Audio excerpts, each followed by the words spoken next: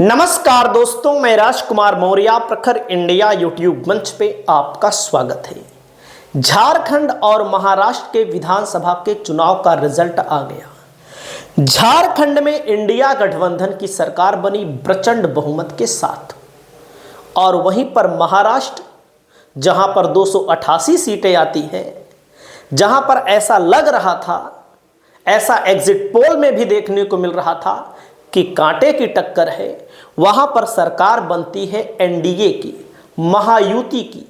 प्रचंड बहुमत में प्रचंड जो भी हो सकता है आप उसको मान लीजिए।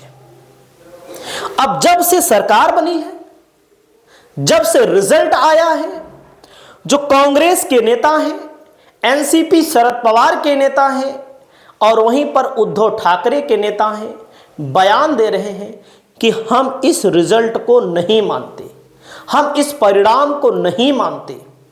जब आप नहीं मानते तो आप क्या करने वाले हो?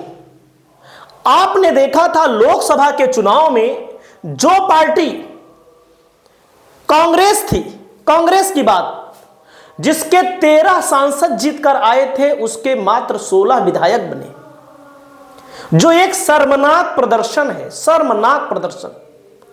जो पार्टी एनसीपी शरद पवार 10 सीटों पर लड़ करके 8 सांसद बने थे, उसके केवल 10 विधायक बने, और जो पार्टी उद्धव ठाकरे की 21 सीटों पर लड़के 9 सांसद बनवाई, उसके केवल 20 विधायक बने। समाजवादी पार्टी गठबंधन में इनके अलग से थी। वहीं पर जो भारतीय जनता पार्टी के पास केवल 9 विधायक थे, केवल 9 सांसद थे, वो भारतीय जनता पार्टी 132 विधायक बना लेती है। 148 पर ही लड़ी थी, आप समझिएगा।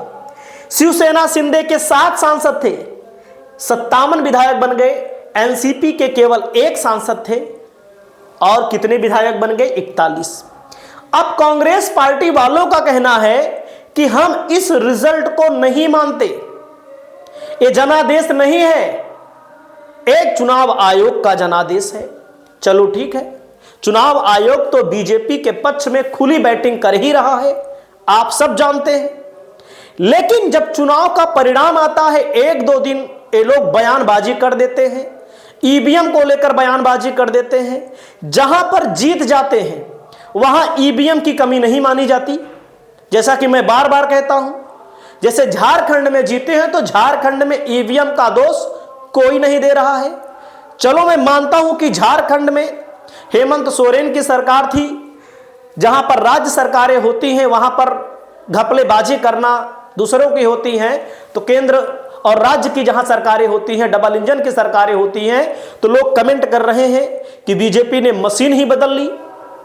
चलो ठीक है, मान लिया बीजेपी ने मशीन बदल ली, बीजेपी ने धांधली कर ली, और बीजेपी इस मामले के लिए जानी भी जा रही है इस समय, उसके ऊपर आरोप भी लग रहा है।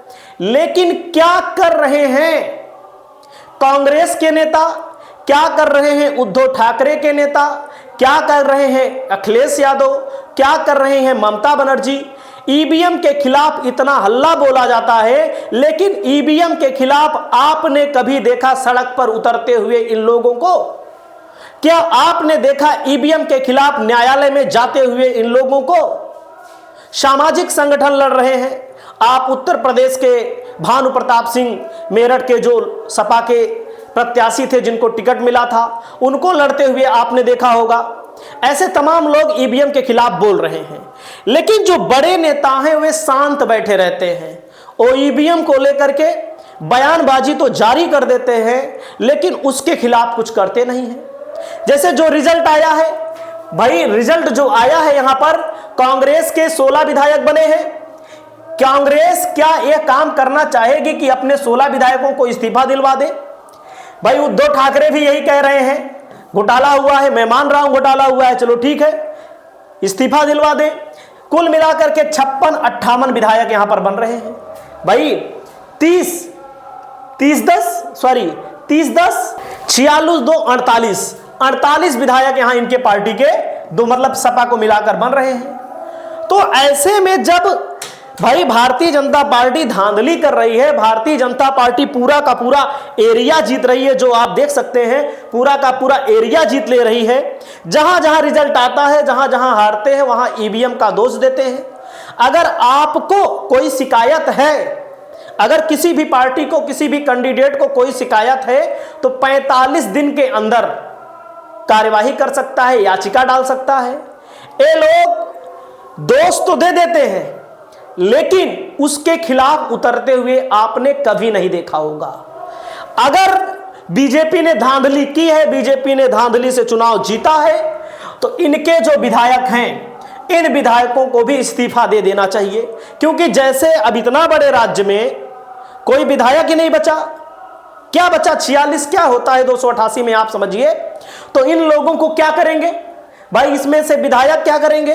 विधायक अपना फायदा कमाएंगे। जैसे विधायक बनते हैं तो ठेका पट्टा मिलता है, अपना फायदा कमाएंगे, अपनी पेंशन पाएंगे। तो इन लोगों को क्या मिल रहा है? इन लोगों विधायकों को तो मिलेगा, लेकिन पार्टियों को क्या मिल रहा है? क्या पार्टी कोई बड़ा स्टैंड ले रही है? तो ऐसे में चाहे हरियाणा में चुनाव हारे हो, 37 सीटों पर लड़े।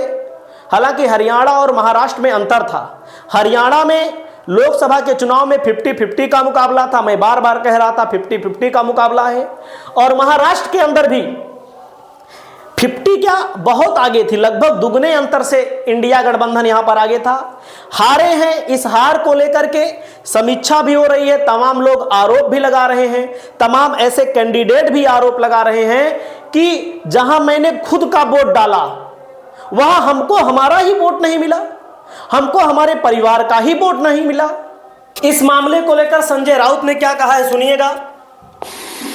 65 लोगों का एक फैमिली है, उनको 4 वोट पड़े हैं, ऐसे कैसा हो सकता है? ऐसी बहुत जगह से हमको कंप्लेंट्स आई है। और ईवीएम एक बहुत बड़ा मुद्दा इस चुनाव में रहा है। इसलिए हम इस बार कहते हैं कि ये जो निर्णय है वो आप रखिए, लेकिन महाराष्ट्र में आप ये चुनाव फिर एक बार लेकर मतपत्रिका बैलेट पर ले और हमें दिखाइए कि हमारा फैसला ईवीएम का सही है। अगर बैलेट पर आप जीतते हो, देखिए पोस्टल बैलेट पर जो काउंटिंग हो गया महाराष्ट्र, उसमें तो महाविकास आघाड़ी का सब जगह पर हमने आगे है, हम लीड पर है। 140-145 सीट पर हम लीड पर है। बैलेट पेपर पर जो चुनाव और काउंटिंग हुआ, तो अचानक 1 घंटे में हम नीचे कैसे आ सकते? और इतने देखिए, क्या ये पॉसिबल है? शरद पवार जैसा नेता महाराष्ट्र उसके पीछे खड़ा था इस बार। उनको जिस तरह से सीटें मिली है, या अजित पवार को सीटें मिली है, ये कौन सा निर्णय है? इसके लिए ये जो सब खिचड़ हो गया ना महाराष्ट्र में, मिस्टर चंद्रचूड़ जिम्मेदार है। देख सकते हैं यहाँ पर संजय राउत ने चंद्रचूड़ को जिम्मेदार बताया। और जिस तरह से प्रदर्शन हुआ है, वाकई में शर्मनाक प्रदर्शन है महाविकास आघाड़ी का, महायुति का सर्वश्रेष्ठ प्रदर्शन है। कैसे हो गया, इसके बारे में संजय राउत ने खुद कहा। जब बैलेट पेपर की गिनती हुई तो 140-145 सीटों पर आगे थे। यानी कि जो लोग बाहर रहते हैं, बाहर मतलब जो जिनकी ड्यूटी सरकारी कर्मचारियों के रूप में लगी होती है, जो चुनाव कराते हैं, या जो लोग बाहर रहते हैं, वो लोग अपना वोट डालते हैं। जो सरकारी कर्मचारी होते हैं उनको ये सुविधा दी जाती है। तो उसमें आगे थी 140-45 सीटों पर। तो ऐसे में इनके जो भी विधायक हैं महाराष्ट्र में, हरियाणा में, सबको इस्तीफा दे देना चाहिए। क्योंकि ले जाओ सब पूरा लूट लो, कम से कम जनता को लगना चाहिए कि हाँ ये लोग लड़ रहे हैं। हार जाएंगे तो ईवीएम का दोष देंगे, उसके बाद इनके जो एमएलए हैं, जो एमपी बने हैं, एमएलए बने हुए हैं, वे लोग अपना काम निकालेंगे, अपना कमाएंगे, खाएंगे, मौज करेंगे। उसके बाद वहीं पर नांदेड़ की एक विधानसभा सीट पर चुनाव हुआ। कांग्रेस पार्टी, सोचिएगा, नांदेड़ की एक विधानसभा सीट पर, लोकसभा सीट पर चुनाव हुआ। कांग्रेस पार्टी लोकसभा का चुनाव जीत गई। जितना उसको लोकसभा में वोट मिला, उससे 1-1.5 लाख वोट कम मिला विधानसभा में। अब आप सोचिए, कुछ ना कुछ तो है, लेकिन इसके लिए लड़ना पड़ेगा, इसके लिए इस्तीफों की झड़ी लगानी पड़ेगी। कम से कम जनता के सामने दिखना चाहिए कि हाँ ये लोग लड़ रहे हैं। सिर्फ ईवीएम के दोष देने से, बयान देने से कुछ नहीं होता। आपकी जो राय हो, आप अपनी राय को बताइएगा। नमस्कार।